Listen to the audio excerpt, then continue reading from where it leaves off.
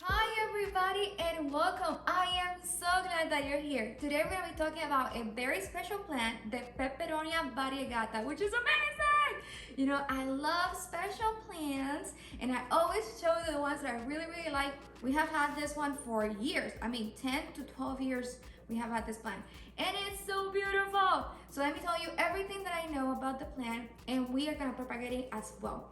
So the name of the plant is the Peperomia clusiifolia variegata. I don't know if I said that correctly, but it has multiple different names. It has the Ginny name, also the variegata that I mentioned before, and my favorite Tricolor because it is 3 different colors. This plant is so special. It has this specks of that green, almost lime green color, which also changes depending on the light that it has. And also it has that cream white color, which also changes from cream almost yellow to more white depending on the light and water. And also the pink color that you see in the edges in the border, and also some specks of pink that you see in the stem, which also changes depending on the water and the light that you have.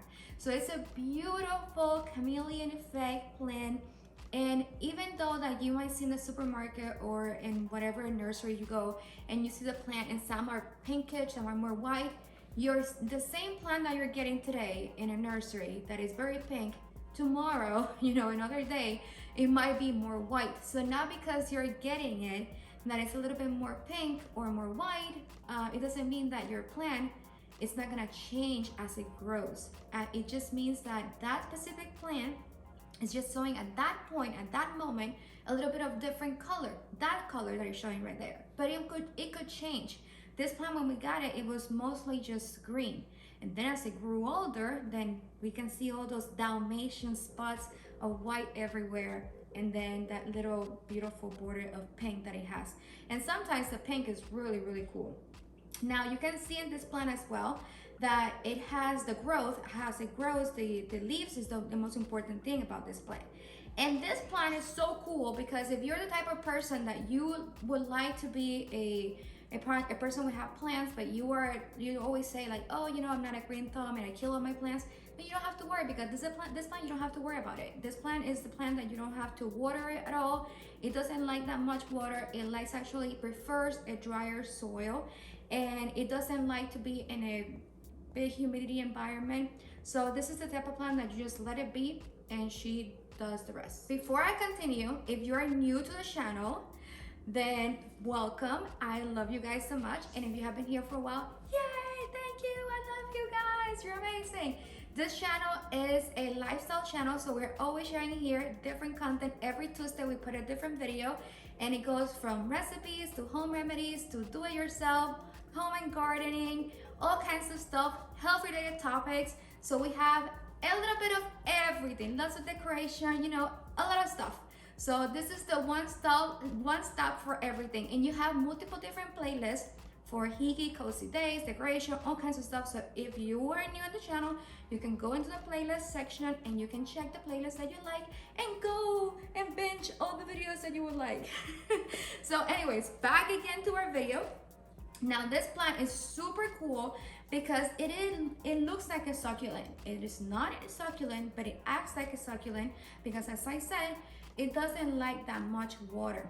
So you gotta be very careful. And as I have said before, it is best to actually underwater your plants than overwater your plant, because once you overwater the plants, then they drown and that's it, they die. But this one specifically, they don't like that much water, just like succulents. You just put a little bit of water, and I think that I water them like every 2 weeks, and it's not like soak it too much, you know. You're gonna know eventually as you grow it, but I just soak the soil. Once I see that the whole soil, it starts draining a little bit of water outside. So this is how I have it. This is a pot that has multiple holes, and it has then the little platter. And this is actually, as we know, we always recycle in this channel. So this is actually a bowl, I think, from a salad from Chick-fil-A. So recycle. And so anyways, that is, whenever I start seeing that there's a little bit of water draining out, then that means that I water it enough and I don't need to water anymore. Now in here, as you can see, because the leaves are so thick and so beautiful, you can also, because it creates like a little scoop, you can also clean it with just a cloth and a little bit of water, and that's it. You don't need to be misting it, but if you have a problem with having lots of gnats or it's a really dry environment, then you can mist it, you know, but it's not like something that you need to do. I love how the leaves are coming out, because you can see that the leaves, they come out from the same stem, like the stem creates this cute tubers, and then those tubers start engorging, and finally they open up, and then you have your beautiful leaf over there. It's just so magical and so beautiful. You know that I love everything that I have about plants. So for this plant, it's a tropical plant. It's a tropical plant. You should actually have it in an environment of 65 degrees Fahrenheit or higher.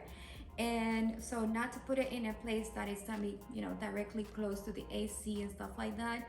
It's not that it will die, but it will not thrive as it should, right? So not an environment that is too cold for it.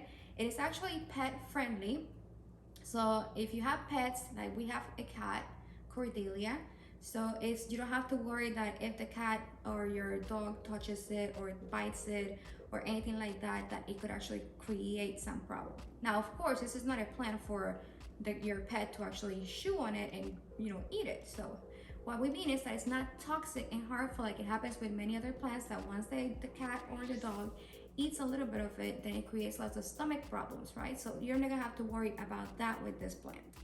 When we are gonna be moving it on, like we're gonna be doing now, and we're gonna put it then in a new pot because we're doing a division, or if it's root bound, meaning that the pot is now too small for the plant, then you should actually put it in another pot that is like 2 to 3 inches, a little bit bigger than what you had it before.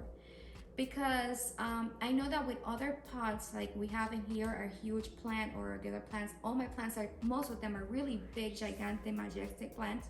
So I have it in a huge pot so that the plant can actually grow and I can actually have more moisture. The bigger the pot, the more moisture you're gonna be having, because you have lots of soil that you can wet. So, but in this plant, we don't wanna have that wet, moist environment. So it is better to have a smaller pot, so you don't actually kill the root system that we cannot see. So it's better to have it in a smaller pot, and that way your plant will actually thrive. This plant has been in this pot, which I just showed you, that is pretty small, for years, 10 to 12 years, and it has been doing great. The only thing that I did is I put it in an old basket that we got, I don't even know from what, and I just put it in there because it looks pretty. So you can do that as well, to, you know, something that is cheap and give it life. So anyways, we're gonna go ahead into dividing it now. We can propagate it in multiple different ways. You can propagate it then by just cutting your leaf. You can propagate it by just cutting underneath a node, and you can also propagate it by division. The best, as always, it will be to propagate it by division, because you have a perfect healthy clone that is already grown. So we're gonna try to do that first, and then I'm gonna get also some cuttings that are gonna be then from the node. I do not like the one that's gonna be from the leaf. Some people do get great benefits out of it, you know, success out of it. And if you wanna have a bigger success, then I suggest to just put it in a little bit of rooting hormone, and just dip it in there and then put it into the soil, and that might help you a bit more. But because we have a healthy plant and I don't need to be in a rush to be propagating it, I'm just gonna go with the 2 methods that I know that are the best for me, which will be then by division, and also by cutting underneath the node, the stem. Okay, so now we're ready to divide it. Yay! I have over here another pot that I'm gonna be using then for the division, already with soil, and it's soil that we have gathered from our outside compost area. But you can use any type of soil. As I said, this plant is very hardy. You don't have to worry so much. But the first thing that we're gonna be doing is taking our pot. We wet the soil so it's easier to remove it. tap the outside of the pot so we can take it all out. It's gonna be messy. There we go. Now we can clearly see our root system. And you see the root system is not that big, and this has been here for years. Now I'm gonna see how tight they are. And it's dividing already by itself, like I'm not pulling them that much.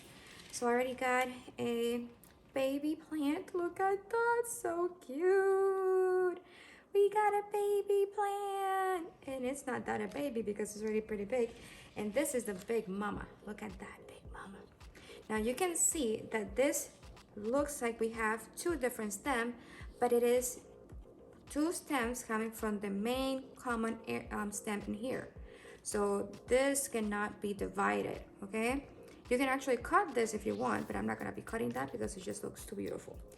But we're gonna actually be cutting a different, we're gonna go into the cutting in a second, but let me just put this baby in the pot. So we don't need to put it too deep because as you saw, this plant is really old, you know, and it doesn't have a huge root system.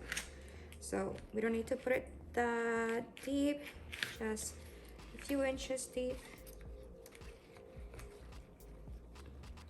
And then cover it and water it 1 or 2 every 2 weeks.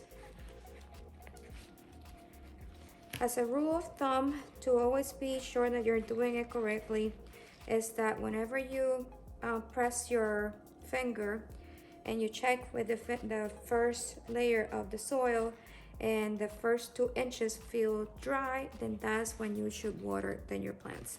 And that's how I check all my plants. But I mean, I have been watering my plants for so many years, so I know that if just by looking at it, if it looks like soil crack and really dry, then I know that it needs to be watered, right? So, oh, beautiful baby over there. Now let's go ahead and put this back again in here in the pot, and then we can cut it.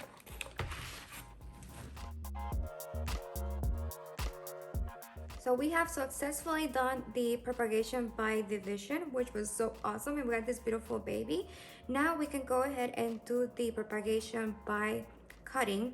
And as I said, you can do it by just cutting a leaf and planting it in a soil. I recommend to just put a little bit in the bottom of rooting hormone, and that will help and enhance it. Or you can just put the leaf directly in a base with water. I have this over here for propagating, but you can use any even a little plastic cup, whatever you have at home. And so we're gonna be doing it not by division of the leaf, but by division of the stem. And so when you're cutting the stem, you want to have cut it underneath a node. So let me show you what I mean by a node. In the stem, everything that you see over here, the stem is very smooth, and then all of a sudden you see that you have a division, and whenever a division is going to be happening, you have a node. A node, you see that it's a horizontal line, and it looks a little bit different color. It's not as smooth anymore. So you have a smooth stem, and then you have a node, and then you get a division, which will be either a leaf or a new stem. And here you see a new leaf, and here you see a new stem. Because in here, I see that I have a new stem coming off of this node. I see a new leaf, I see already a leaf. This is a very strong, beautiful new stem. So I'm gonna go ahead and cut underneath this node. So then the new plant will give me already a new stem, new leaf, probably a new node, and then I have a common stem over here, which is gonna be really pretty. Or you can cut it over here underneath. So I might actually do that. I'm gonna just cut it then underneath here. So I'm gonna just keep this node and then cutting over here and just putting it on the water. Okay? So as we said, the node underneath the node. Make sure that you're cutting it with a scissor that it has been cleaned. There we go. nice cut.